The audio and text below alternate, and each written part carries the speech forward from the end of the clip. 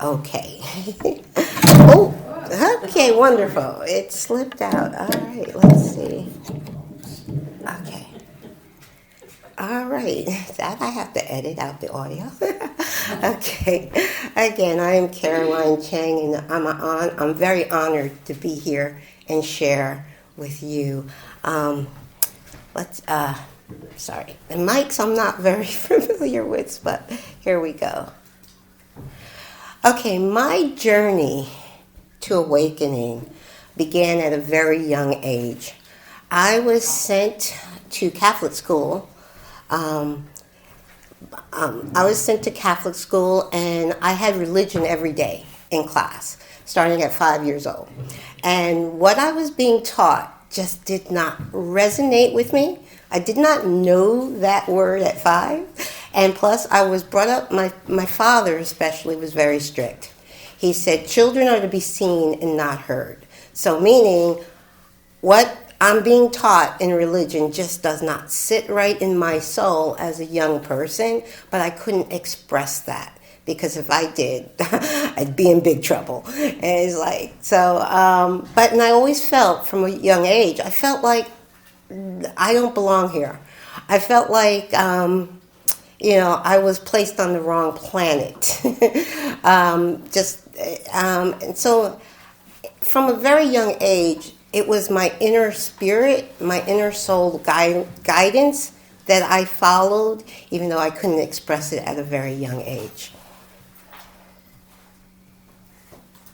Sorry. Okay. How's that? Sorry. Okay. Oh, I'm sorry. I thought that was up there. That wasn't up there? No. Sorry about that. Okay. Just get used to this setup here. But yes, that should have been up while I was explaining about my childhood. Okay. Next. Okay, and now in my teens, I had a crush on an older boy. I was about 14 years old, and he was my cousin's best friend. He was 19. So obviously, I could not date him, but it was my first crush. So he introduced me to a book. He was very interested in making money. And so he introduced me to the book Think and Grow Rich. And I was like 14, 15 years old. And because I had a crush on him, whatever he told me to read, I was going to read.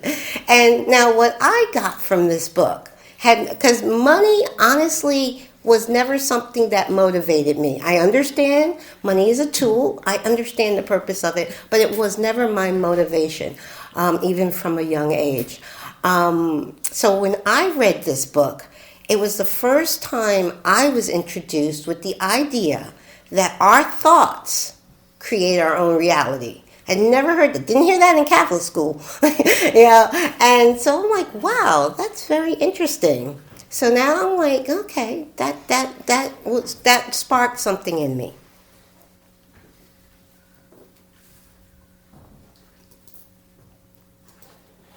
Okay, so since that time as a young teenager, and now I was getting older and I could start to investigate on my own, I started looking into metaphysics. I started reading metaphysical books. I started reading spirituality books. And so it started me on this deeper journey for truth. I was looking for something that resonated as truth for me, because what I was taught from society and the dogma of religion just didn't resonate with me.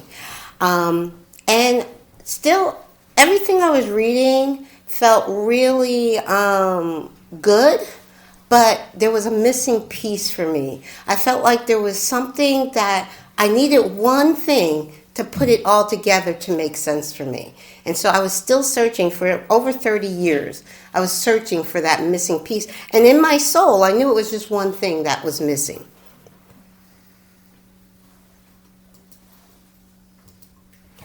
I was introduced to quantum physics in 2007 from What the Bleep. What the Bleep is it's a documentary about quantum physics, and it really It was the first time I had ever heard of quantum physics. But when I watched this documentary, something woke up inside of me, and it was actually just one sentence that woke me up. The one sentence that woke me up was quoted not even by a scientist. There was a lot of scientists interviewed in this documentary, but Lynn McTaggart is a journalist. And she said the biggest problem in the world today is the illusion of separation, that we're separate. And when she said that, it wasn't an intellectual awakening. It was something inside me, my soul woke up and said, yes, this is the missing piece. Because once I truly understood oneness at a heartfelt, soul level, not an intellectual level, but in my heart and soul, understood this is true. We are one. We are not separate. We think that we're sitting here in separate bodies, and it appears that we're separate. But science and spirituality spirituality especially in ancient wisdom, has been teaching the truth of oneness for eons. And now science has actually physically proven that everything is interconnected and interdependent. Everything is energy, and that energy is interconnected and interdependent all life. So that statement by that lady, and she has been a guest on my show, was my true awakening moment in 2007. And so some of the things it talked about in that film, What the Bleep, it talks about quantum entanglement. Basically, science has proven that everything, all particles, were entangled at one time. They talk about the Big Bang. And when I say the Big Bang, I don't know and they don't know what caused this Big Bang. But at one time, everything was connected. And a whole universe was connected. And then it kind of started floating off in different particles, smaller particles. But those particles are entangled. Quantum physics has proven that all particles are entangled and interdependent, no matter how far apart they are. So that's a quantum entanglement. Then it also, in that film, it talks about the unified field theory. Again, talking about how everything, all life, all matter is interconnected and interdependent. And when I'm talking about animal, plants, everything. There's nothing not a part of the unified field. So the science of it I really found fascinating, even though I'm not a scientist at all. Okay, the truth of the universal truth of oneness is when, I love this diagram because it's the world shaped as an eye. And when you see another person and look into another person's eyes and realize you're just looking at a reflection of yourself, another aspect of yourself, another aspect of God. When you really feel that, when you look at another person, that's when you understand the truth of oneness.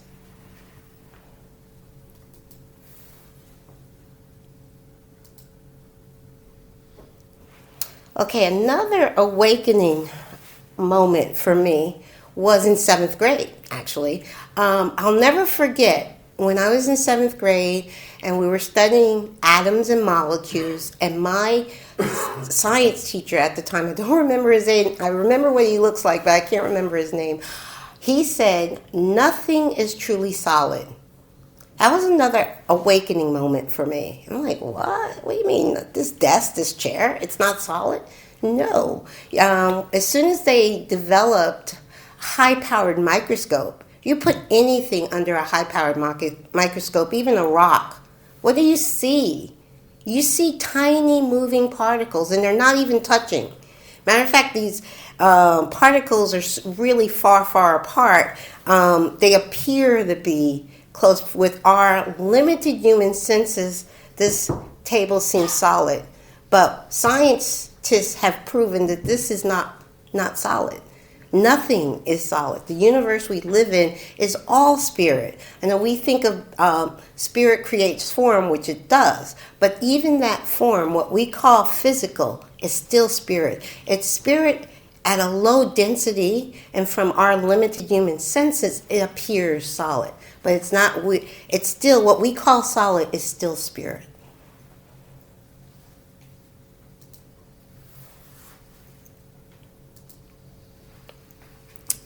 The visible spectrum of light. There we see like the rainbow. But if you look in the middle where that rainbow is, that's all we can see. We know by instruments that there's much more around us. We know with Wi-Fi, we know there's gamma rays, there's all kind of rays and all kind of, even in this room, that we can't see, electromagnetic waves that we can't see, but they're here. We know we can detect them with instruments, and we know what we can see is very, very tiny percent. It's only 0.0035% of what we can physically see with our eyes.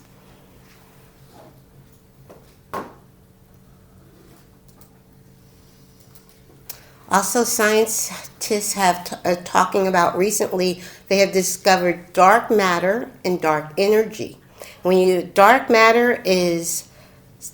energy actually is 75% of the 74% of the universe, and dark energy is 22% of the universe. So 96% of the universe we cannot detect with our human senses.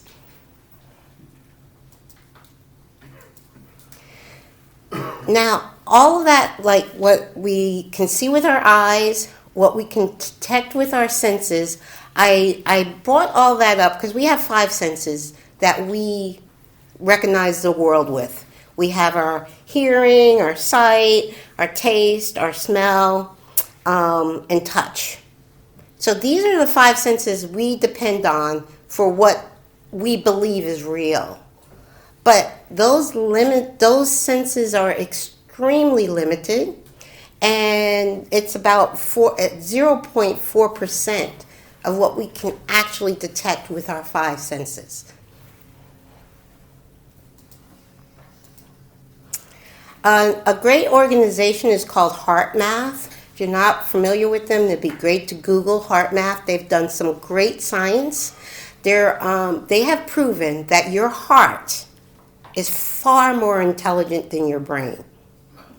See, your brain intelligence comes from our 5 limited senses, and our 5 senses are very limited. So our brain intelligence comes from those limited senses.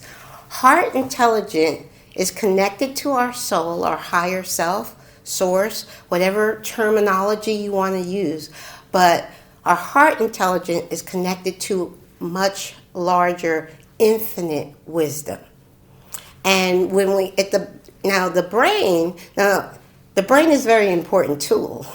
But so when you have your brain and heart in what they call coherence, and you can find out more about this with HeartMath. They've done so much research on this. But when your brain and heart are in coherence, which you can get your brain and heart in a coherent state, in a state of meditation, that is the ultimate state for wisdom, for knowledge. So what is oneness? I got this question when I first launched my show, Awake to Oneness Radio, 5 years ago. I got this question from friends I went to church with years earlier, and they would say, "What is this oneness? Is this a new religion?" I said, no. To me, oneness is the opposite of a religion, because I've always felt that religion divides us. You know, there's good things. I have nothing against religion. I have the utmost respect for everybody's religion. But I see where religion was dividing people. And this came to me in meditation even before my awakening. I came out of meditation, and My higher self said to me, anything that divides people is not of God. God unifies people. God brings people together. So oneness is everyone. Doesn't matter what you believe, doesn't matter where you were born, doesn't matter anything. If you exist, you are a part of the oneness. You are a part of all that is God's source, all that is. And my term for God is all that is. Again, at the core of all religions is oneness. If you actually study the history of religions, you will find unconditional love and oneness at that core. So oneness is, and I've done some research on religions and their origins, and you will find unconditional love at the core of all religions. Now there's two types of collective consciousness. So we're talking about oneness, that we're all united, we're all connected, and in that one, so there's a collective consciousness in the collective. Now there's two types.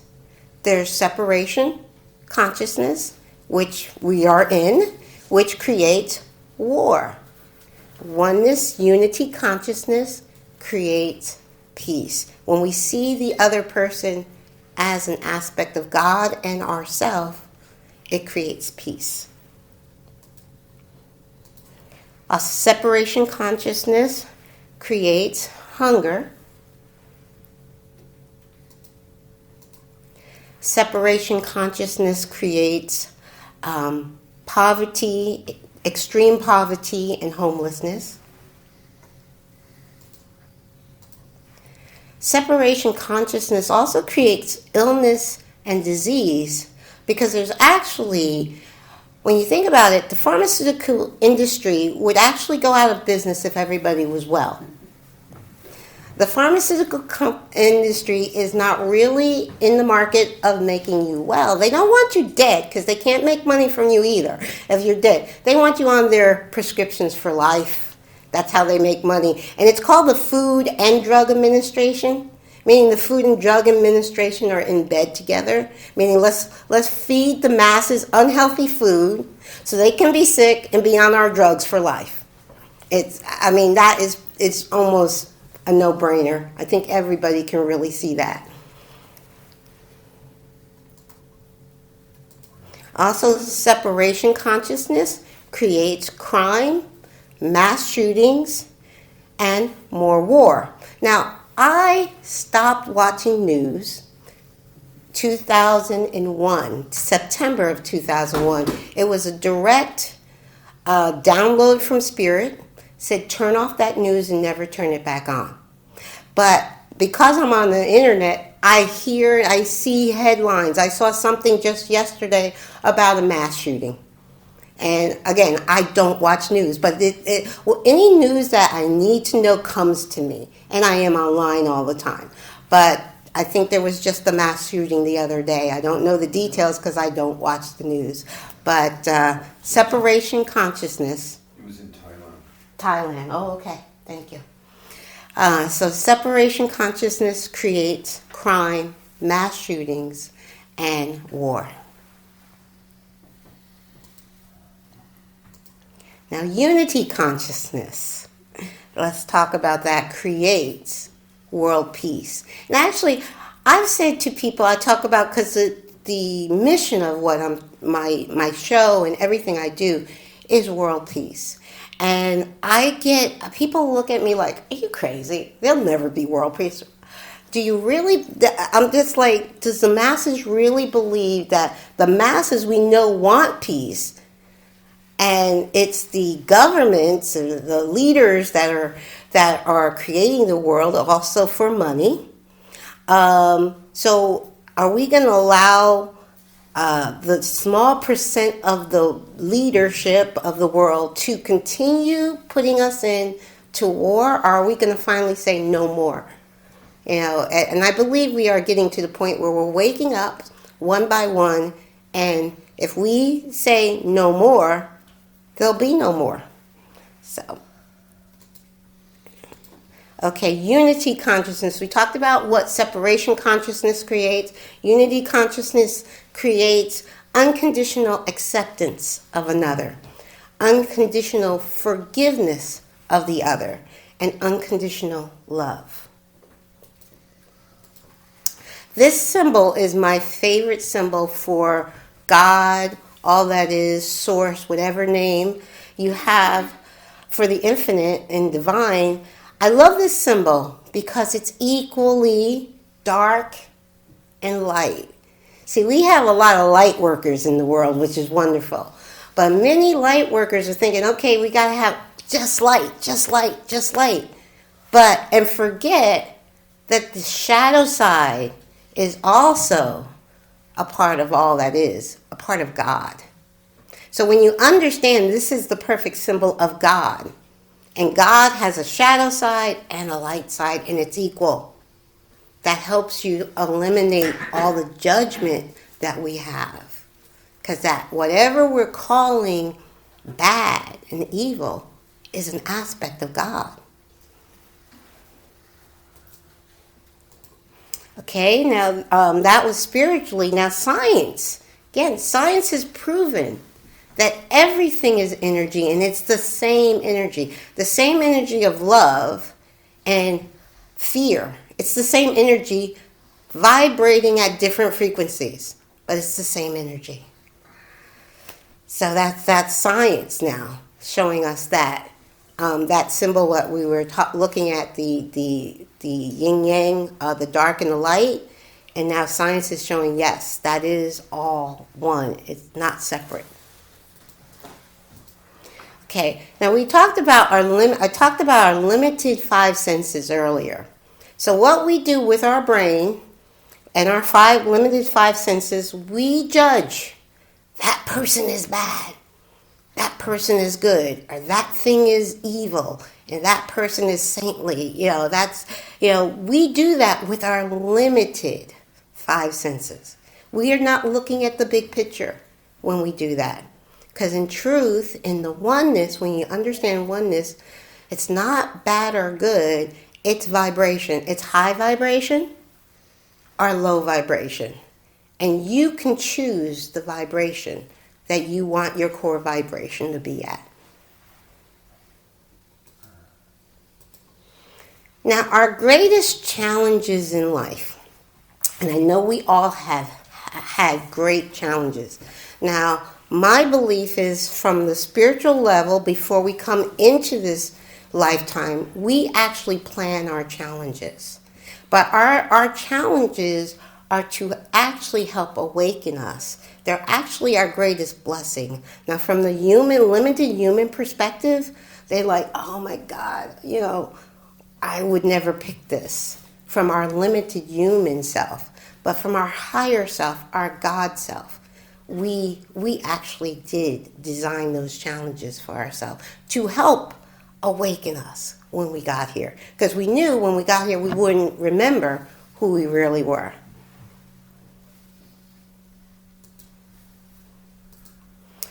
Now, I want to share with you my greatest challenge. My son Kyle, my only son, I have 2 children. Kyle was my youngest. Transitioned 5.5 years ago. And I actually went through 2 crises with him. The first one was in 2011. At 26 years old, perfectly healthy young man. Played football in high school. Played at the West Poconos West. First year they were in existence, he played football for them. Never sick a day in his life. He was born with a hole in his heart. And I was told when he was born, nothing to worry about. It'll close by the time he's 1, 2 at the latest. And I took him to his yearly, checkups when he was a baby. Everything checked out fine. Like I said, he played football in high school, so he had to go through a physical for football to play football. No problem. Like, he barely ever got a cold as a child. Very healthy young man. 26 years old, he was diagnosed with congestive heart failure. Now, doctors could not tell me what caused that. I instinctively knew it was that hole he was born with that probably never completely closed. And if you have a hole in your, it could be a microscopic hole in your heart that didn't close. If you catch a common cold, your heart can get infected and get weak. So by the time he was diagnosed, his heart was very weak. And that year, 2011, he had gotten pneumonia towards the end of the year.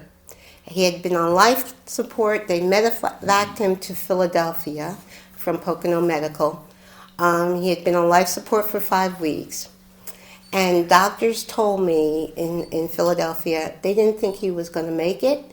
They took me I was in his ICU room. They took me out of his room to tell me this because they know that the patient can still hear what's going on even if the patient is,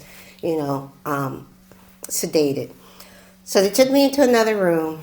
They said to me, we don't think he's going to make it. Can we take him off life support? I refused. I said, no, I do not want you to take him off life support. But I knew what I was going to do. I was like, this is 2011. I'm awake to oneness. I know that I'm an infinite divine soul. I know I'm creating this scenario, but I'm checking out. I went upstairs to a quiet waiting room. I took a bottle of over-the-counter sleeping pills. I wrote a suicide note saying, I'm not going to bury my son is going to bury me. Take my heart, give him my heart. I was not going to go through that. So I was unconscious for about 2.5 days. I do remember being in the ER and the doctor shaking me awake in the ER and asking me how many pills I took. And I'm thinking to myself, first of all, I'm not supposed to still be here. I'm thinking that. And I'm thinking, that's a stupid question. So seriously, I was like, 1. I said 1, and then I was out again. I just remember. And then next thing I remember waking up, I remember coming to conscious a little bit in the intensive care unit, and Kyle's doctor, he was a tall Japanese doctor, intern, 26 years old, just a baby, but he was 6'5". I remember asking him how tall he was when I was on the elevator with him, but his name was Dr. Tai, was standing at the foot of my bed, and he said, Kyle needs you. So that let me know Kyle was still here. And then a nurse whispered in my ear, don't keep telling them you don't want to be here because they will commit you. So I heeded that warning. I stopped saying that. But they had me on 24-hour suicide watch. And they would allow me to visit with my son for about an hour. He was still on life support because I never gave them permission to have him taken off. I remember the last time they let me have a supervised visit with him, I leaned over and I whispered in his ear. I said, Kyle, please get better so we can both go home. That night, he pulled himself off life support, and his vital signs were perfect. It was a true medical miracle. He pulled out the ventilator, he pulled out the feeding tube, and he was fine. A week after that, he and I both went home. It was December 30th, 2011, the day before New Year's Eve. And I was so thankful to God. I said, God, I don't know what's going to happen from here. I have no clue. But I will never, ever, ever stop thanking you for this miracle, for me being able to bring him home. And I have never broken that promise. So 2.5 years later, he got ill again. He was brought back to the same hospital in Philadelphia. And I said, even as he was being transported by ambulance to that hospital, I said to God, I don't know what's going to happen this time. Of course, I want to bring him home again, but I don't know if I'm going to be able to. So, but I just said, I thank you, God. I was still thanking God as they were taking him to the hospital. Now, he was in the hospital the last 3 months of his life, and this is from April to July of 2014. He transitioned, and I say transition, I do not use the word die.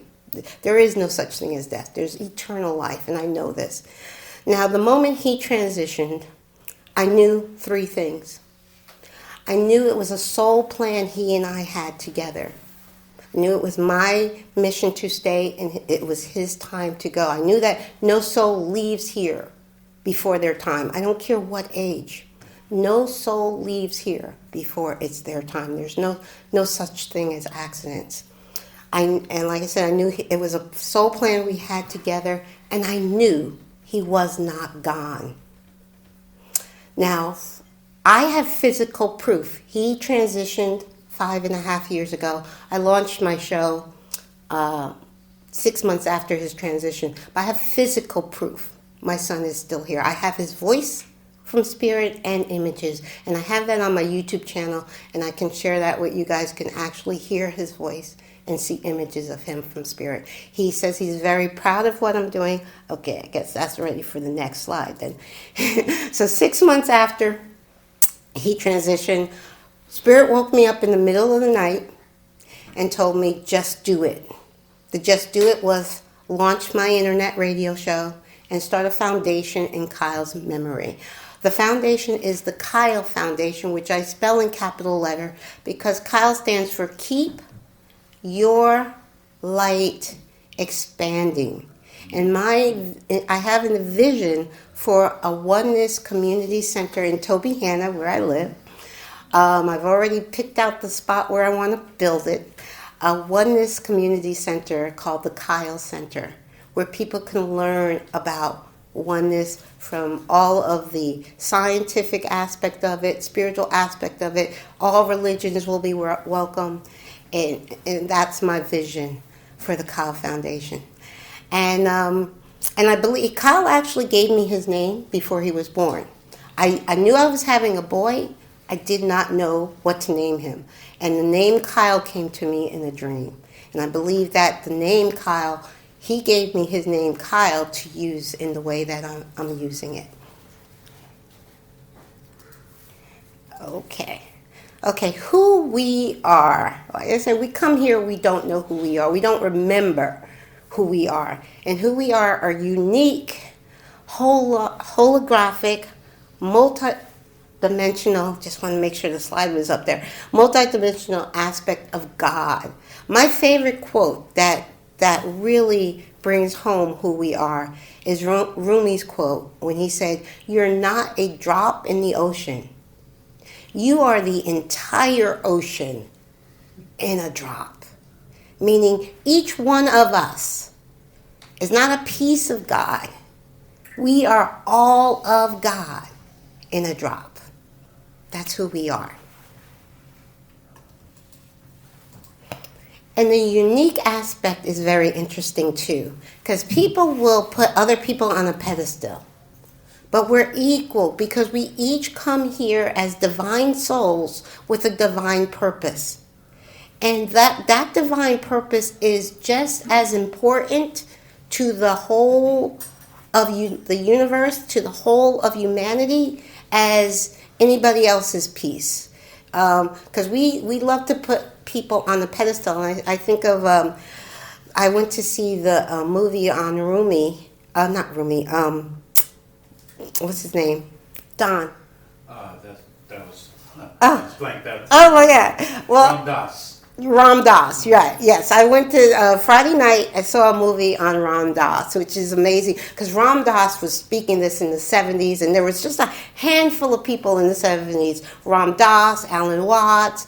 I think of the lady that channeled Seth. That was in the 70s. There was just a handful of people. Now you go online, there's hundreds and hundreds of people. But there was a lady in that talk who mentioned how wonderful Ram Dass was, which he was. But I wanted to point out to her, you're just as wonderful. Okay, you have a unique divine reason why you're here, and it's just as important. And the thing is, only what your part of that puzzle is, what your piece is, only you can fill. Nobody else can fill what you came here to do. So it's really important that we admire people like Ram Dass, but we understand our own importance to the puzzle. Now, one of my other favorite books that I couldn't understand until I understood Oneness, I tried to read it before when it first came out. I put it down. I couldn't understand it. It was The Power of Now. Once I understood Oneness, I couldn't stop reading it. The Power of Now by Eckhart Tolle, meaning there is only now. Enlightenment happens in the now. Ascension happens in the now. We always like, okay, we're going to get enlightened in the future. No, you get enlightened now. All there is, the past and the present, and truth, even Einstein said that time is merely an illusion, albeit a very persistent one. Truly, all there is the now. And your power, your unique power, is in the now moment. Okay, so when we awaken or remember, I like the word awaken and remember because we are divine souls. That's who we are. We just don't remember that. And when we remember who we truly are, we will live each moment in unconditional love. We will have no fear. What does God have to fear? When you know that you are an aspect of God, what do you have to fear? Nothing to fear. You know there's eternal life. There is no such thing as death. We live hundreds and hundreds of lives. So this was just one in the many, which we're all living in the now. So I don't use the word reincarnation anymore. I use the word simultaneous lives because we're living all of our lives right here in the now. And also, when you see another person, you will see that other person as an aspect of you. Yes, there are people that are very asleep. I won't deny that. Some people that are right now, who forgot who they are, who are vibrating at a very low frequency. But what we can do silently, we don't have to say a word, we can silently send them love and light. And by silently sending them love and light, that will raise their frequency. So basically, science and spirituality is teaching us that we're all one. And when humanity awakens to the universal truth of oneness, there will be peace on earth and it will solve all of our problems.